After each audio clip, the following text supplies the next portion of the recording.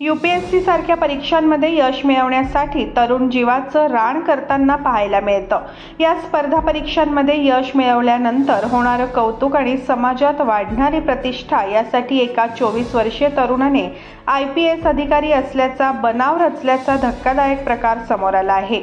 IPS अधिकारी असल्याचे सांगितल्यानंतर या तरुणाला गावातून खूप आदर मिळू लागला। इतकेच नाही तर त्याचा साखरपुडाही झाला। मात्र शनिवारी उदयपूर पोलिसांनी या बनावट IPSला अटक केली, जो राजस्थान येथील बानसूर येथील असून गेल्या 1.5 वर्षांपासून बनावट IPS अधिकारी बनून सर्वांना मूर्ख बनवत होता। पण अशा एका छोट्याशा चुकीमुळे त्याचा पर्दाफाश झाला। मीडिया रिपोर्टनुसार तो आपला भावी मेहुणा आणि इतर काही जणांसोबत उदयपूरला फिरायला गेलेला असताना त्याने सर्किट हाऊस मॅनेजर समोर एक चूक केली। मॅनेजरला त्याच्यावर संशय आला आणि त्याने तात्काळ पोलिसांना फोन केला। त्यावर पोलिसांनी त्याला सॅल्यूट करण्यास सांगितले।